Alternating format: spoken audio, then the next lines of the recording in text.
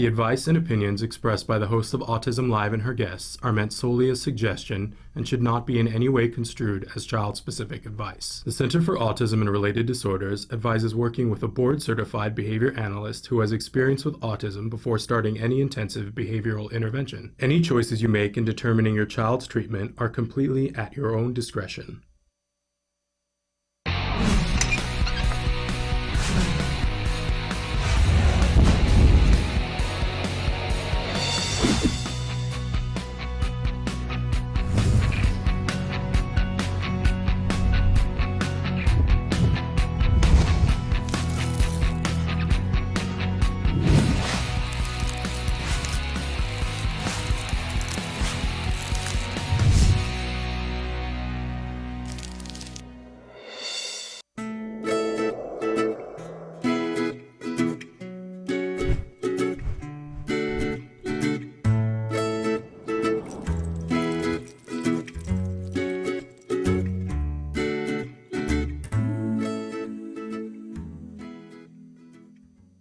Good morning and welcome to Let's Talk Autism with Shannon and Nancy. I'm Nancy Allspaw-Jackson. And I'm Shannon Penrod. Hi, Shannon. Thrilled to be here with you. Yeah, thrilled to be here with you. It's we're getting down to it, right? It's like it really is only like 2 weeks after midsummer, which is always weird, but a lot of us are getting ready to go back to school. And, I know. It's just like I'm not ready for it this year. No, it seems like it's been a very short summer. Where did the time all go? But we've got a big show for you and a lot that we got to get the wheels on the bus here because there's so much to unpack here. Right. So we're going to start with some in the news here. A lot of unfortunate news today. You know, I always try to find something that's happy for us for a palate cleanse. And I guess, you know, things have a progression. Everything that we have has a bad and then it has a progression that hopefully it gets better towards the end. But I don't know if you guys have been following it. I'm not very up on personalities. I'm not up on a lot of the current music acts. At all. But so there's a group called Echo Smith. And the drummer, Graham Sirota, has been having a little bit of difficulty in the last week to the point where his family felt that it was necessary to come forward and disclose that he has an autism spectrum disorder. Apparently, he's 20 years old, and he has been having these events at his house for a little while. He had one during the holidays, but recently he was having a barbecue, and he was sending out texts to a whole lot of people and saying, you know, come to my barbecue, to a lot of other celebrities. And he sent one to Travis Barker's 13-year-old daughter, and he says now he did not know that she was 13. And in the course of the texting with her, he told her that he thought she was beautiful, and invited her to a barbecue at his house. Right. Now, in his mind, he thought she was older. I don't know how old he thought she was, but in his mind, he did not think that there was anything untoward about that. But as the dad of a 13-year-old, Travis Barker went, you know, from 0 to 160, and I would have too. Wouldn't you have? Yeah. And said, what is this 20-year-old dude inviting and telling my 13-year-old daughter that she's beautiful? This is inappropriate. Right. And so then there was this firestorm back and forth, and then finally the family came forward and said, hey, we haven't disclosed this before because we didn't think it was necessary. Right. It wasn't affecting anything in terms of what we do as a band. They've never had an issue with it. And said, you know, we're now going to work on this because we've now seen a deficit of something that he did not understand. It's, you know, it's not okay what he did, but, you know, it wasn't with this horrible intention. Right, but look, this is something that happens, and I think the reason why I want to talk about this story is that we all need to be aware of this. Right. Right? That, you know, when our kids are younger, everything is all cute and fabulous, right? And then they get to a certain age and nothing's cute and fabulous and nobody gives them a pass anymore. Right. And goes, oh, well, that's just precocious or that's just whatever. And then at a certain point, they cross a certain threshold and then they start being accused of things. We've seen people on the autism spectrum go to jail or be stopped by the police because of something that they did not understand socially.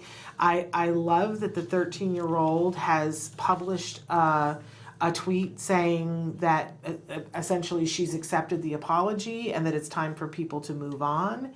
and that she is fine now, and that she's fine with the understanding that's happened with the other family. It just, and I wouldn't have even brought it up, except that I think it really starts a conversation, don't you, Nancy, about our kids and about safety and all the things. I appreciate this family thinking, hey, we didn't disclose it because there was no need to. We didn't see it being, and then you get sort of blindsided and it's like, oh my gosh, my 20-year-old kid said one thing that was inappropriate in a pretty, not in a private forum, but then went public, and it can be very, very negative. So The family's going to continue to work with Graham to have the right tools and knowledge about social boundaries and to better navigate and utilize social media while he takes a break from it. which is the So right response. they'll work with Let's him. congratulate them on Yeah. that.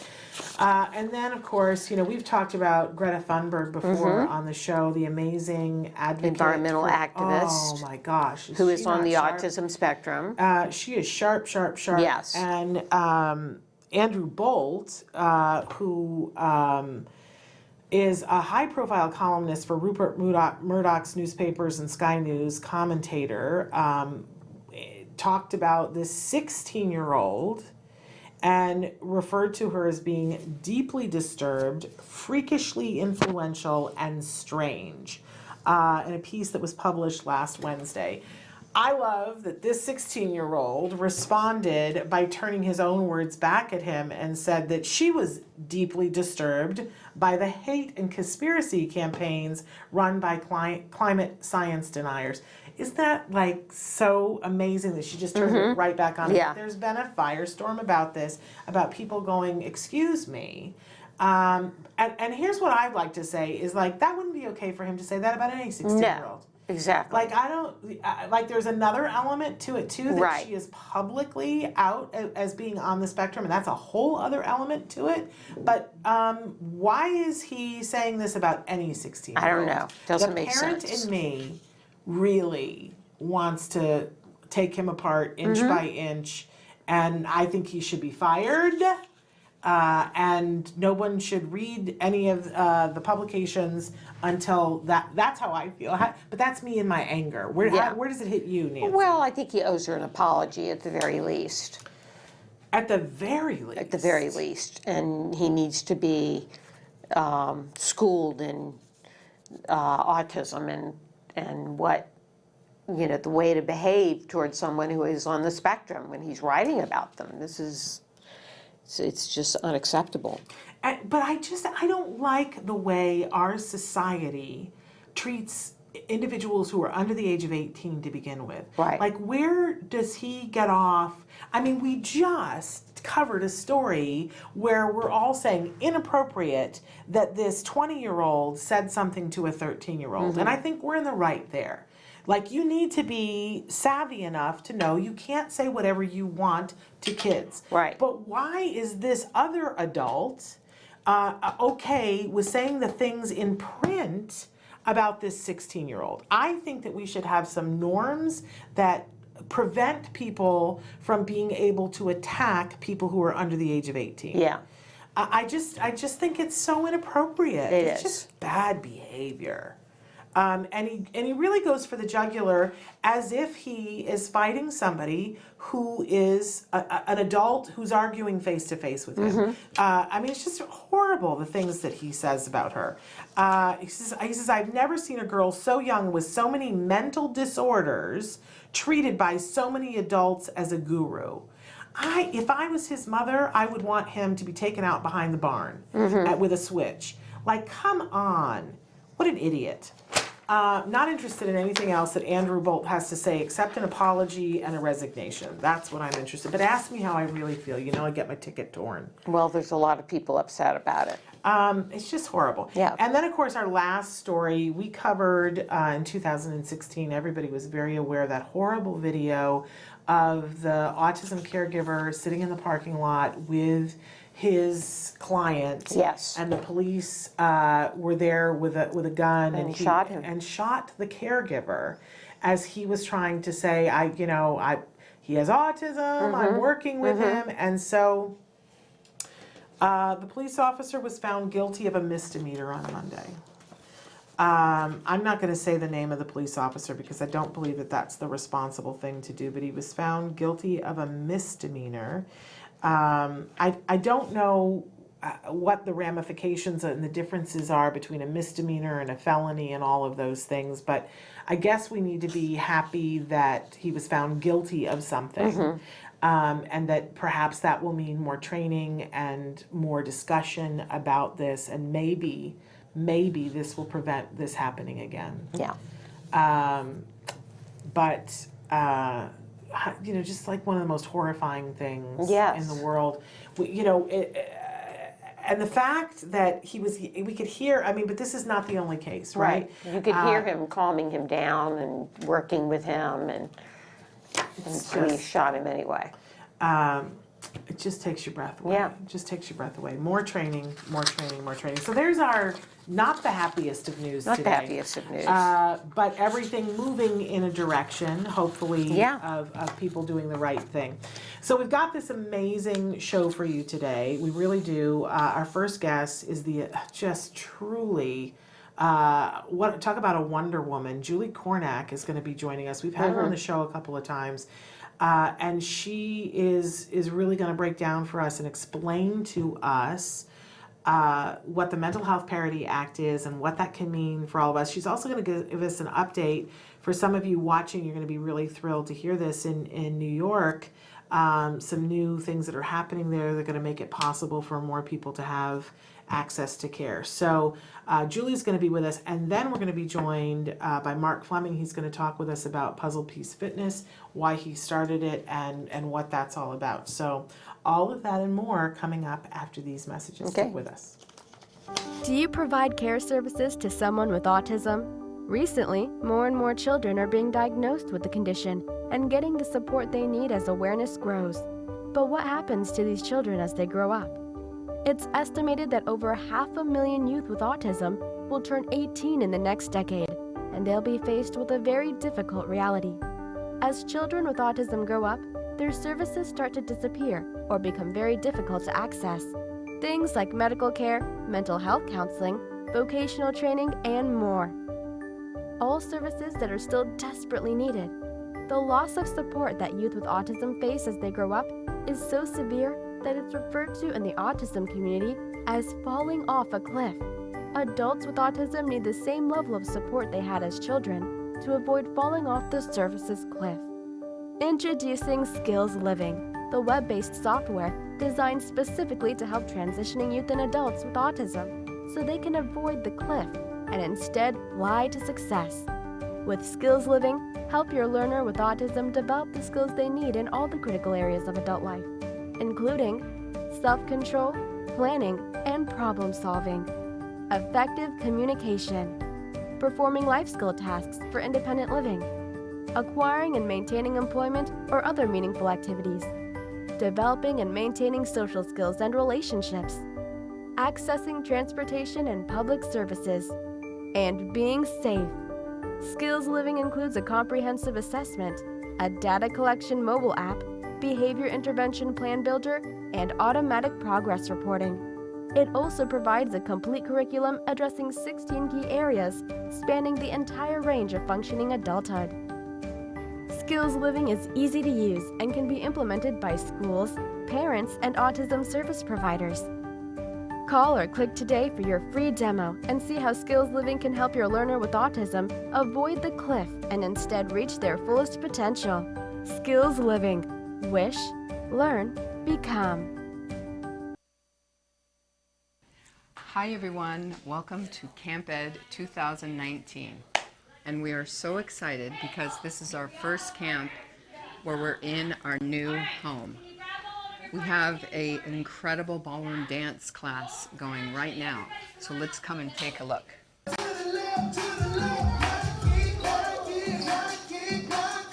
Camp Ed at the Ed Asner Family Center is an inclusive arts camp featuring some of your favorite arts programs. We have a little over 3 weeks of camp left. We want you to come and join the excitement. Hi, I'm Nava Pasquet-Asner, the co-founder of the Ed Asner Family Center and the founder of Camp Ed.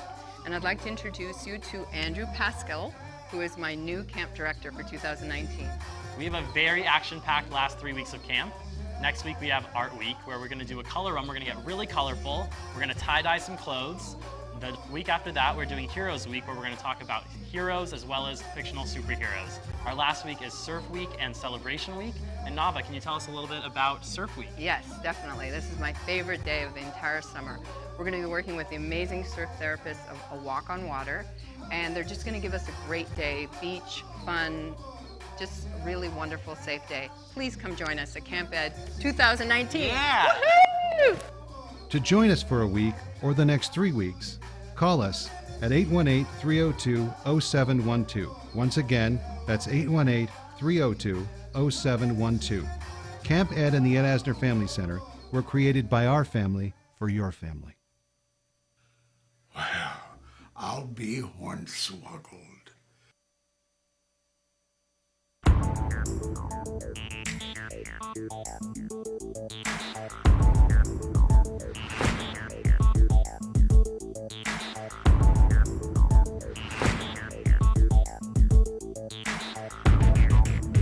Hi, I decided to start Autism Works Now as a small business because 90% of individuals with autism and related disabilities are not employed after graduating from high school. Our mission at Autism Works Now is to create job opportunities for spectrum youth and kids through awareness and education.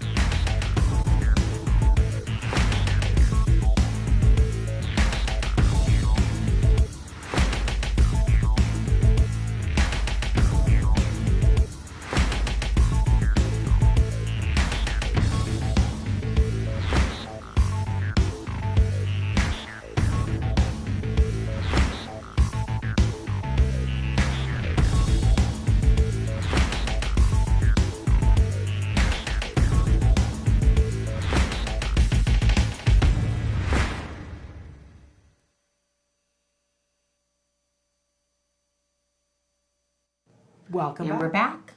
back. And we, as One of promised, our favorite people, Julie Kornack. What's your title now, Julie? Oh my gosh, you're always testing it's me. a big deal. Vice President of Government Relations. Okay, Which great. and that's for the Center for Autism and Related Disorders. Yes. Right. It's a very big deal. Whenever our brains hurt too hard about government things, we run to Julie and say, "Explain this to us," which is often for me. Maybe not as much for you, Nancy, Yes, but it still is. I'm always like, "Explain it to me," Right. because I'm just not quite getting it. So we're going to start, Julie, with having you explain to us that something big is going on in New York State. Yes, not just New York, but New York is one of the ones we've had our eye on for a while. We're very Okay. excited. So in 2014, July of 2014, so just a little over 5 years ago, the Centers for Medicare and Medicaid, which we call CMS, made an announcement that sort of clarified that they call it an informational bulletin directing states to cover autism treatment for their pediatric population. That means for everyone under 21. And so some states were, complied with that more quickly than others. And CMS doesn't, they understand that it's a big thing to shift into, and they allow the states to have some time to do it. And two of the states that were really slow to comply, that are very populous, are New York and Texas. And now this year, both have complied at the same time. So it's sort of like this, amazing momentum that we're feeling. It's a watershed moment. It's a watershed moment because honestly, this has just been a focus because we know that we're talking about millions of children when we're talking about those two states. And so Texas is rolling out its benefit no earlier than September, so I think we can expect something closer to January. And then also the same target is for New York, that in January of 2020, people who have Medicaid will be able to access autism treatment benefits. Okay. Wow. Yeah. I mean, that's a Big very deal. big deal. It's a very, How very many big states deal. have it now? It's a great question. So people will sort of disagree about that because some states will have sort of added the benefit without creating the infrastructure for the benefit to work. Ohio's a state like that. So it doesn't mean, so if you were a persistent parent, you would probably be able to get the benefit, but it wouldn't happen very easily and you wouldn't be able to find your provider network and you would just have to really push hard on your Medicaid folks. And so I'd say about a little over 30 states offer the benefit now. And then there are going to be people who will say it's closer to 40 states, but I'm not counting the ones that don't function. Okay. So, but I expect New York, they're doing a really good job reaching out to the community and trying to make sure that they understand everything they need to be able to roll out the benefit in a way where it will function well. And Texas is doing the same thing. Oklahoma just started offering the benefit July 1st, so we'll see how that goes. New Hampshire just fixed its benefit, so it's working better. Just a lot of good news. You're having a good year, I Julie. feel, if I could take credit for all of this, it would just be, Well, and I think there's some confusion because Yes. a lot of us go by the mandate. We hear the mandate. Now, I'm not sure that everybody knows what the mandate is, but we say that a lot. Well, the mandate. And now, as of a couple of weeks ago, we have the mandate in all 50 states. Tennessee was the last to topple. 100%, 100%. as of last week. And so the mandates are essentially, in most states, they're bills that were passed because of this amazing autism community that really generated the political will for people to get something done. And so state by state, led by Laura Unum when she was at Autism Speaks, and state by state, they passed these autism mandates. And then recently what's happened, which is kind of exciting for me, is that instead of having to pass a specific bill to say that these kids should access coverage, they say that the mental health parity law says you have to give them coverage. So in Tennessee, there's just clarification from the insurance commissioner saying, by the way, it's clear from mental health parity that these kids get to access autism treatment. So that's one of those things where I like that, because the more we can strengthen the mental health parity law and make sure that the insurance commissioners, the state regulators understand what it means, the more all of the autism mandates that we did pass will be enforced by those regulators. And we're gonna talk about the mental health parity in just a second, but let's cycle back because we've got new viewers who are watching us on BronxNet TV, and so I'm sure that they're going to want to know, what does this new thing in New York mean specifically for them? What should they be doing? How should they be preparing? How can they access this care? This is such a great question. I would say, first of all, that if they are parents of a child who's already diagnosed with autism, the first thing that they want to do, if they haven't done this already, is apply to see if they're eligible for Medicaid. And that they'll be, nobody should assume that they're not eligible. Every state has different eligibility limits. New York's is pretty generous, and they should, so if they don't have any coverage for autism treatment, or if they do have some coverage, but they have high cost sharing, like their copays are really high and that kind of thing, then I would absolutely encourage these families to go to Medicaid to apply to see if their child is eligible for Medicaid. In some states, you have to be rejected as not eligible based on your income to then apply based on your child's disability. So if you get rejected, don't take no for an answer, go back. And these can be complicated processes, and you might be dealing with somebody who's new or doesn't have all the information. Yeah, I'm dealing with that right now. My child qualifies under his disability, but they're sending me information asking all this financial background from me. That's exactly what happens, and it's very confusing to the parents. So you just have to really kind of push forward, and there's also ways to determine whether you should be eligible and whether they're making a mistake if they say you're not eligible. But it gets complicated, and really the easiest way is just to kind of go to Medicaid, apply, and get into that process that you're stuck in right now, where you get to argue with somebody until you get your benefit. Right. Okay. So, and when all else fails, apply under the financial thing. Give them your financial information. Get that denial. Then come back to them and say, now we want to apply under disability, and go through that process. Now that could take a little bit of time. That's not going to be a weekend. People should get started. Yeah. Because you were saying September they will start with this benefit, but really they'll roll start out in will be New York. January. They'll start in January. Okay, January. And the other thing is, if your child's been diagnosed at school but hasn't been diagnosed by someone who's not a school psychologist, Medicaid might not accept that diagnosis. Okay. So those are the kinds of things you can be exploring now to make sure that you have a diagnosis that they'll accept, or to go get the diagnosis through your, that they'll accept. Okay, so you've got some legwork to do to be ready on January 1 Yes. to be able to access this Right. benefit. If you have to, go find the place where you can get that assessment Yes. so that you got your paperwork all in a row. Right. And I love, one of the things that Autism Speaks used to give was a whole directive about how to take care of your paperwork. And how, get a low-cost scanner, get your paperwork, scan it in, keep it all in one file on your computer, Yeah. and label everything as you go. Get started with that because you're going to need these papers again Sure. and again and again and again, and you don't want to have to go looking for them. I can remember That's me doing the good mad advice. dash, going through piles of paper, going, where is the one piece of Right. paper that I need?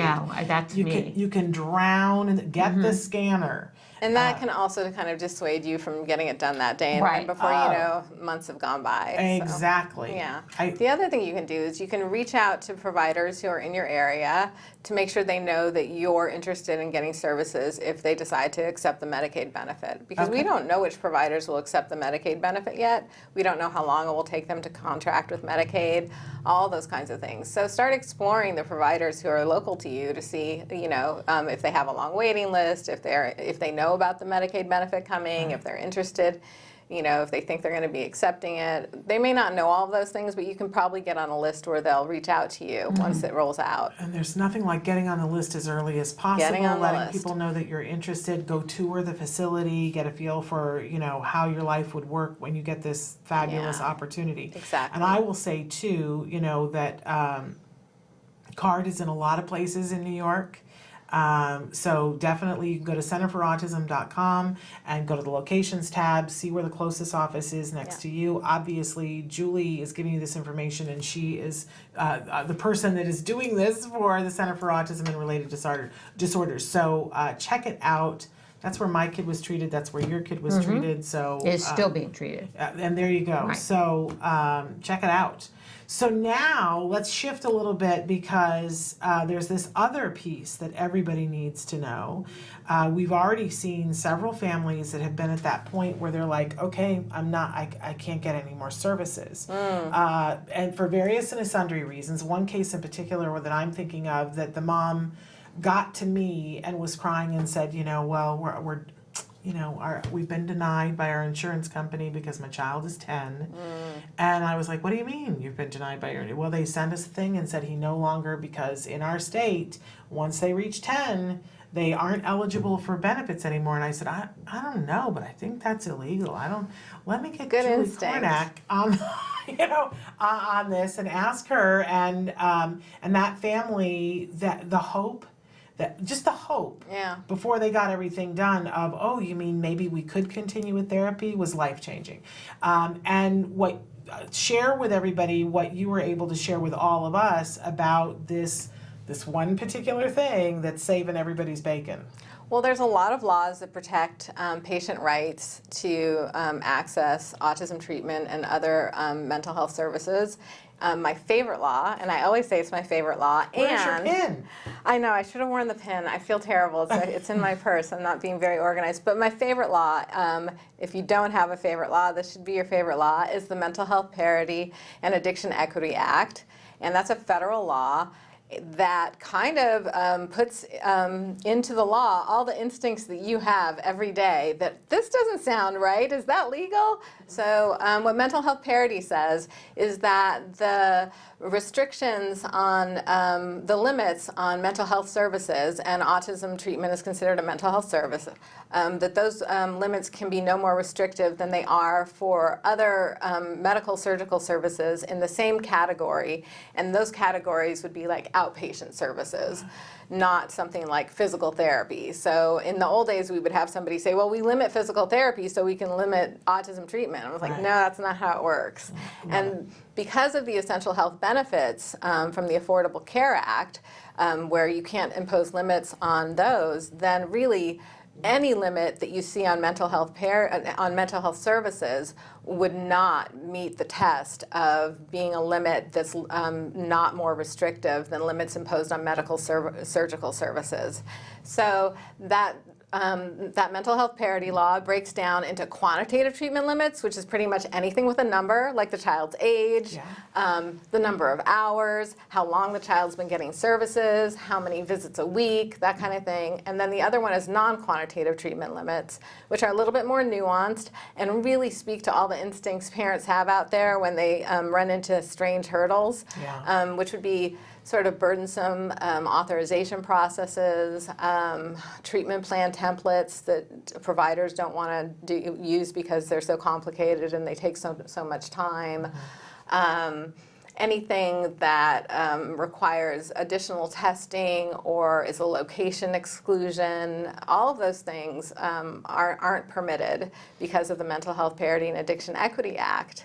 And that applies across the board to the self-funded plans, which is great because we know we run into a lot of problems with the self-funded plans, and it applies to the large group and to individual plans, and then indirectly to small group because of the Affordable Care Act. So it's a very powerful law, and we use it a lot. And that's why I was saying that when Tennessee said, you know what, we don't even need to pass a mandate. The mental health parity law tells us that we have to provide this benefit. I was so excited because the more we can see state regulators do that sort of thing, the more we can just point the next state regulator who's confused to that state regulator over there, and then he'll, oh, okay, that makes sense to me. And you know, it really is something where we're getting momentum. So you normally have a pin. Tell them what the pin says. The pin says Got MAPIA. MAPIA is what we call Mental Health Parity and Addiction Equity Act. And I have it on a sticker on my phone. I have a little lapel pin. And I give them out at conferences because when people see that, they all ask, what's MAPIA? And you know, I'll tell them. and you know, and Julie genuinely gets excited about it. And then one of the reasons why we wanted her on to talk about it is that I think the rest of us go, well, that's nice, but it has so many ramifications. Yes. And sometimes it's, you guys will write into us or you'll call us and you'll say, well, you know, I need this. And a lot of times what you really need is that MAPIA because it's the thing, it's the muscle that has you covered. It is. So for the person who says, okay, my insurance company is saying that they're not going to give my child this many hours because they're 10, or they're not going to give us any hours because they're 10, and in our state mandate, it says they will only give this amount up to this age, that you know, and they go, there's a state law, Shannon, there's nothing, I can't do anything about it. Right. But you've explained to me before that because MAPIA is a federal law, it wins. Well, so this is such an important point that you're bringing up because a lot of the mandates were written with a pressure from the insurance lobbies to, you know, not pass the mandates. Right. And so when they were written, compromises were made. And so Hawaii is a great example where the insurance industry said it would cost them $1 billion a year to cover autism. And we all know that's not true. And thankfully, Autism Speaks has done a lot of actuarial studies to show that it really is just a few cents every month on people's premiums to cover autism treatment. Wow. And so when they were under the pressure trying to pass the mandate, a lot of legislators asked for limits to be able to sort of assuage the concerns of the insurance carriers who were threatening to leave the state and that kind of thing. And so a lot of these state mandates will have hour limits or age limits or even monetary limits. Yeah. And they all violate the mental health parity law. You can't have a state law that violates a federal law. And most of the really good news is that most of the time, the health plan that you have knows it needs to ignore those limits because they're very used to the fact that they don't get to have those. But it's incumbent upon us to understand that because the insurance company is not going to call you up and go, by the way, this thing that we're doing, you know, if push comes to shove and you say something, we really can't do that. And a lot of times when we call the first person at the insurance company, that's that first level person that you've called the number and you've gone through the decision tree to get to that person on the phone, often that person is not the best informed person working for the company. Right. You're absolutely right. I think that a lot of those people are, you know, new to the company, not trained specifically in the autism mandate and that sort of thing, or they don't understand mental health parity. That's going to take us some time. So it's important for parents to be empowered with the knowledge that any any kind of a limit that they hear that just is not individualized to their child, that it's just like the law says that we don't have to treat you after this age, or our policy says that you only get 4 years, anything like that violates the mental health parity law. Wow. We could spend hours talking with you, Julie. Unfortunately, we're out of time. But I think it simplified it, though, for our viewers. Yes. I hope so. Here. And if you have questions, who should they go to? Well, anybody can email me at j.kornack@centerforautism.com. I'm happy to, I think that my email is even on our website under policy resources, but and you can I hope you don't get inundated. I'm happy for that. Okay, I really, that's because awesome. I do think we all need to be on the same page. And I just want to close with every year I go as a member of the National Coalition for Access to Autism Services. It's a provider consortium in Washington, D.C., and we go and we lobby and to make people aware of mental health parity. And this is the first year that I didn't have to explain what mental health parity was to any of the staffers that we talk to, of any of the senators, any of the congressmen, congresswomen. Everybody knows what mental health parity is, and they're all very supportive of it. It's not a divisive issue. Well, that's got to feel good for you, because I know you've been working hard to get to that tipping point. Isn't it nice to know that there's people like Julie Kornack in your corner that are working these kinds of things while you're sleeping?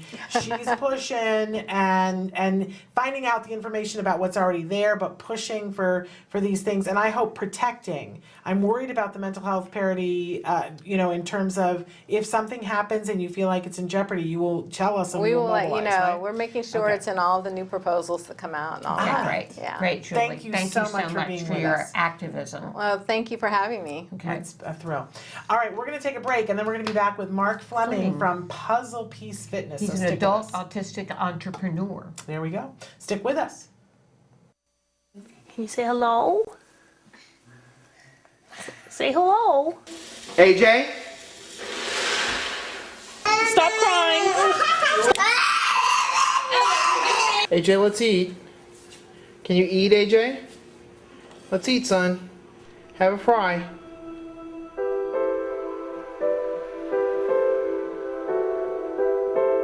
My understanding of autism was very limited.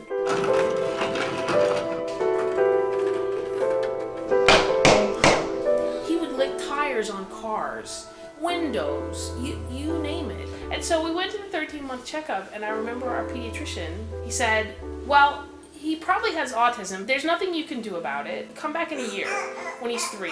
Our initial understanding of what the ABA program was basically all we picked up from this clinic in San Antonio. He didn't pick up any signs the entire 8 months that he was there. I think the difference came when we changed vendors. We were very impressed with the way that CARD actually gathered data to be able to quantify the progress that he was making. They have a curriculum that they follow that's tailored to each child. They were identifying AJ's strengths and weaknesses. We were finally starting to see real progress. Good, AJ. Here's eggs. The first thing CARD did for us was, I remember the first time AJ said, "Mommy, I want you." And that was the most wonderful thing ever. There's hope. That's when I knew that there was hope. I never thought that AJ would be able to say that. It was like a gift from God. It was so fantastic. With CARD, we got him enrolled in a private school. And he was in a typical classroom. He would go from activity to activity. He could sit when he was supposed to sit. He could be around typical kids. The goal is for CARD to work themselves out of a job. It's for AJ to be in a mainstream classroom with no help, and he's functional and he's learning. We're really grateful to all of the therapists. AJ would not be where he is without them, and we will never be able to repay the part of themselves that they gave to him to make his life better and to make our lives better.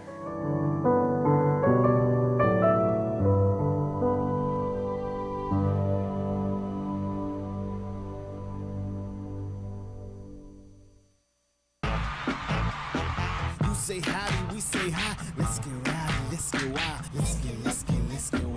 Let's get wild. Let's get wild. Hi, welcome back to Autism Live. I'm Lisa Ackerman. We're here doing allergy-free cooking, and I brought my sister with me today. Jamie Davis, thanks for having me. A lot of people are asking about an allergy-free breakfast, and breakfast can be full of crap. You know, But it's breakfast, full of crap cereal. and it's hard to do. We Yeah. don't have time in the morning. We're in a hurry. We're going completely nut-free. The recipe is not Personality, we can't do anything can't about. do anything about that. So we're going to start off first with, I'm using sorghum and brown rice flour. I find the texture good, and I've added some flaxseed meal. We talked about that last time, flaxseed meal for poop. Almost every one of our kids has a poop issue. What's next on the recipe is the quinoa flakes, baking powder, cinnamon, and the xanthan gum. It brings the glutinous texture back into the flour. And often what happens with these recipes is they can fall apart. This one holds up nicely. I like it. For the folks that are egg-free, we have a ton of egg replacers. One of those can be the arrowroot starch or bringing back some additional flaxseed. So there's a lot of options to go eggless, but we're going to go egg full in this one. For sweetener, I use the maple syrup. I stay away from refined sugar. What I'm adding now is the coconut milk, maple syrup, and a little bit of the coconut oil. And we're going to add in the raisins, craisins, and chocolate chips at the end. I find that chocolate chips can coax people to eat some really amazing things. When we started, Jeff had 42 food allergies, so we had to get creative in how we cooked. So nuts were a big, big issue. What I like now is that he can tolerate so many more things after start doing this diet. So let me show you how you can deal with this sticky stuff here.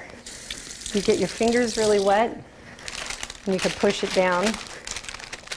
So my oven has been preheated. It's at 350 degrees. So we're gonna just throw this in. Like I said, I like it around 23 minutes, and the magic oven says, I'm done. Looks like, don't you love magic ovens? They're awesome. There we go, pops right out. The texture of these, and it's so pretty, it looks almost like a big chocolate chip cookie, but you actually made it healthy. But you can be my guinea pig. Tell me what you think. That looks really good. Doesn't it? So the textures and the colors in there are just beautiful. So the raisins are for you, the chocolate chips are for your kid. I can't believe it's gluten-free. I know, right? It doesn't taste like, you know, crap. We're wrapping up another cooking show. If you have feedback, you can email us at autismlive@gmail.com. We're, of course, on Facebook. You could go to facebook.com/autismlive. And of course, Talkin' Now has thousands of recipes. Join me there, and we can cook some more later on. So thanks for joining us. You say howdy, we say hi. Let's get rowdy, let's get wild, let's get.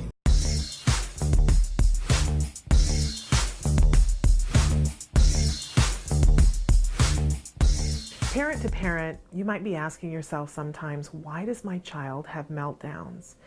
Well, the difference between tantrums and meltdowns, they're a part of typical development, but meltdowns are when things get a little bit more out of control, when even the child isn't sure what's entirely wrong.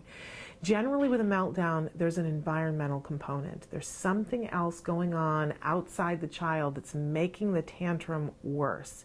It's really important that we start to be detectives and take notes and look around at the environment and start to figure out what are the things that happen every time your child has a meltdown. And lastly, it's important to get help. You really can't face these kinds of things effectively completely on your own. Tantrums, they're a part of typical development, but don't accept meltdowns as something that just happens. Make sure you get help and support. You might be asking yourself if your child has autism. Welcome back. I'm like lights on, nobody home. Okay, we had a little bit of technical difficulty. We have Mark Fleming joining us via Skype.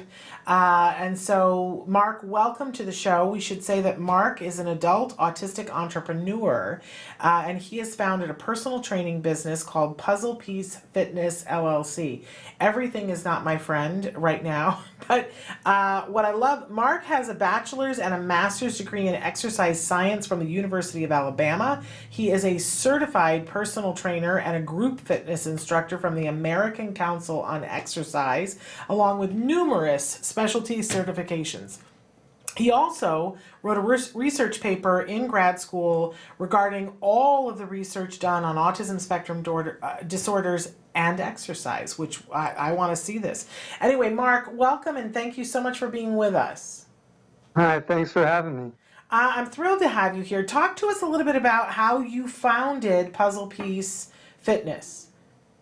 So I went through grad school doing exercise science, and shortly after, I was having some trouble getting a job. So I ended up taking a job as a behavior assistant. And during that job, I found that there was a deficit in between kids graduating from OT and PT, and then they would come to Special Olympics in their 30s and 40s and show some of the same deficits that had been corrected in therapy. And so I decided I know exercise, so I can fill in that gap. Well, and there's a lot of people, Mark, that just don't understand what an important piece exercise is for individuals on the autism spectrum. Clearly, you get it. Teach all of us about why this is such an important piece of the puzzle. Because it helps reduce the stress, and if you reduce the stress, you can also possibly reduce some STEM behavior, which then can help a child learn a lot more in a shorter amount of time, and thus improve a lot of functions throughout life. There's also obviously cardiovascular diseases that you can prevent, and other things like that. So obviously the main benefit is to kind of help with focus and decrease stress. And so talk a little bit about, from your personal experience, what exercise has meant for you and what has it helped you with. Excuse me, can you repeat that? How has exercise affected you in your life? How did you benefit from exercise? Well, it definitely helped me to be more social. Sports growing up was kind of my outlet. So being able to participate in sports and then use that as kind of a focus while I was interacting with others greatly improved my socialization skills. And then obviously with stress, I was a lot less stressed every time I was active during my childhood and whatnot. So, that's great. Yeah, absolutely wonderful. And look at you. You're a successful entrepreneur. And you have some pretty strong feelings about the importance of disclosing your diagnosis as a professional in the workforce. How do you feel about this? What's your stance on this? I think it's very important for individuals with autism, whether or not they're high functioning or whatever you want to classify them as, to disclose their diagnosis in the workforce, because it not only helps people in their job to help them kind of realize why they may need help in certain areas, but it also helps the younger generation to understand that there are other things that they can do besides kind of the arts and the technological stuff, that there's other avenues out there for them. You're an amazing, amazing role model. I'm sure that there are going to be people who are going to want to know at what age were you diagnosed, and what were some of the things challenges that you faced growing up. I don't mean to be personal, but are those questions you're comfortable with?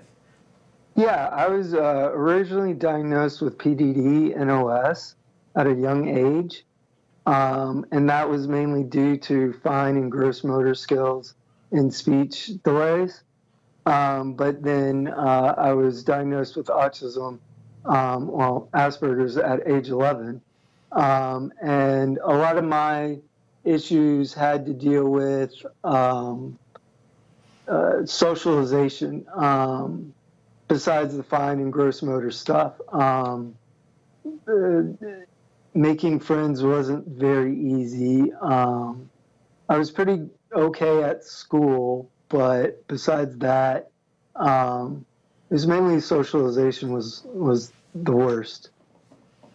And we're running out of time, but I know that one of the things that parents frequently, when they realize, oh my goodness, my child needs to get some of this physical work, and they're not sure who to take them to, are there certifications that we should look for? Is that something that's important if we're taking our child who has a disability to do this kind of work? Yeah, it's very important to, when you're looking at personal training, to get a certified personal trainer. There's a lot of individuals out there right now that don't have any sort of credentials. There's people out there that have weekend certifications that are working with individuals with disabilities, and I believe that sends a wrong message to the individuals with disabilities, saying that they don't kind of deserve professionals to work with them. So definitely making sure that who's working with your child or your loved one, make sure that they are certified, because there's a lot of things that go into that certification process that ensures the safety of the individual being trained. Which certifications should we look for? You are certified by the American Council on Exercise. Clearly that's a good one. Are there other ones that we should be looking for? The National Academy of Sports Medicine. Okay. And also ACSM, the Academy of Sport, the ACSM and NASM. I don't remember what the abbreviations are right now, but those two are probably the top organizations. And obviously the American Council on Exercise is also a good one. Wonderful. But this is an important piece that people need to be aware of.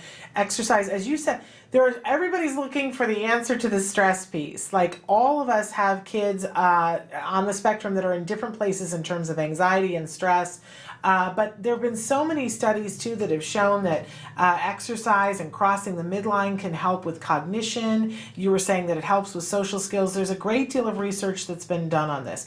Now, if people want to come to Puzzle Piece Fitness in particular, where can they find more information?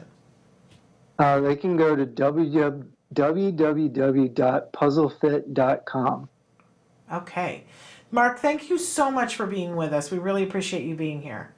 Thank you for having me. And we hope to have you back again soon. Thank you so much. Bye-bye. Sounds great. Bye. All right, we're going to take a short break, and then Nancy and I are going to come back to close out the show. Stick with us.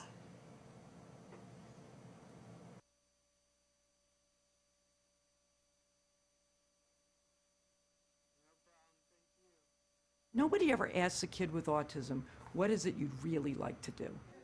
At this school, we ask the kids, what is your goal? What is your dream?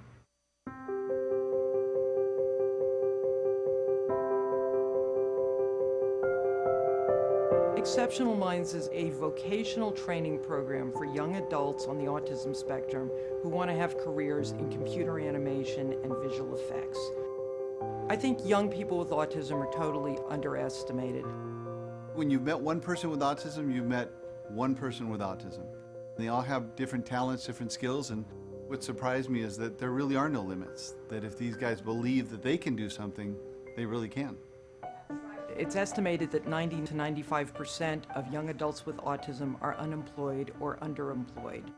A lot of young adults still live at home. A lot of them suffer from depression and are very isolated from the rest of the world, and the opportunities for them are very limited.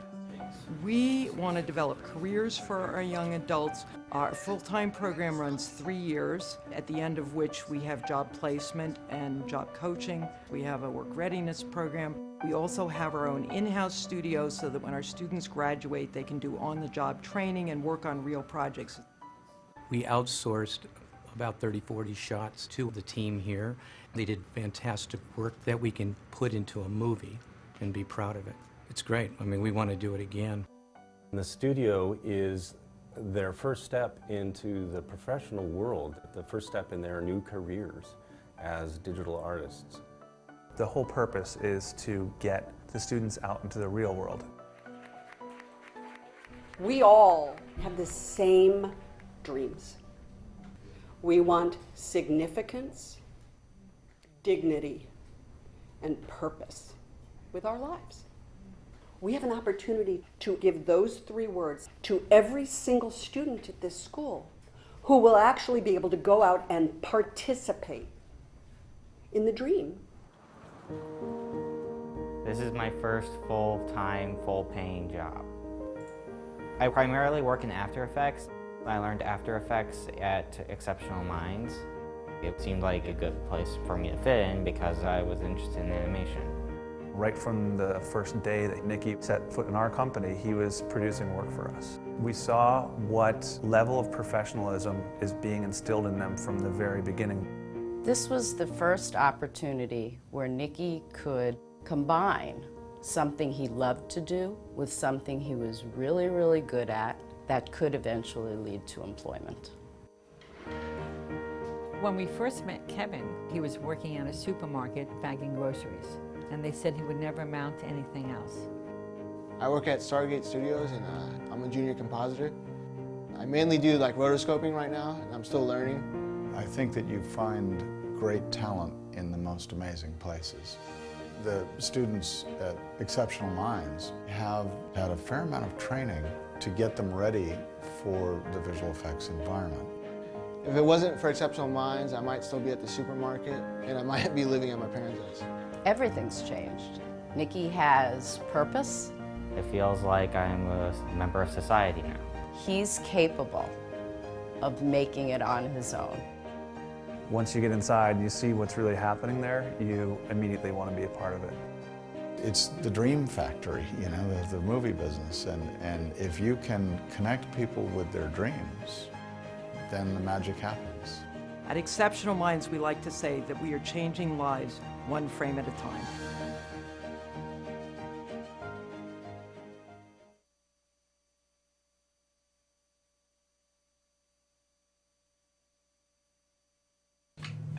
And we're back. And we have things to talk about for Yes, next week. you've got some stuff So for next week next coming up. week on Monday, we have Jackie Carter, creator of the Not Reaching Pouch. Okay. So this is a very interesting thing. You know, what they say about necessity is the mother of Right. invention. That we've seen more and more people that are having traffic stops from police officers. We want to make sure that everybody's safe. Mhm. You know, you're supposed to have certain information to be able to give the police officers. Well, Jackie's invented something that can help our individuals who are on the autism spectrum to have the things that they need in a place that's visible, so that and you know, it's great for a lot of different people, for everybody to be safe. But so we're going to be talking about how that can help individuals on the great. spectrum. That's on Monday. On Tuesday, we've got another Best of Autism Live. On Wednesday, for Ask Dr. Doreen, we'll have Evelyn Kung here answering questions. On Thursday, autism expert Hillary Klein will be with us. And on Friday, for our show next week, we have Ilana Gershlovitz, the author of the book Saving My Sons. Amazing, amazing book. We've had Ilana on the show before. She's a force to be reckoned with from South Africa, and has been instrumental in bringing ABA and help to so many To people South in South Africa. Africa. It was just an amazing person. And then we also will have Vince Redmond. Okay, That's good a show. nice lineup Okay. for us and for the whole week next week. So that's next week. Okay. We hope that you will join us Yeah. then. Until then, give your kiddos a hug from me. And yourself a hug from me. Bye-bye. for Bye-bye. now.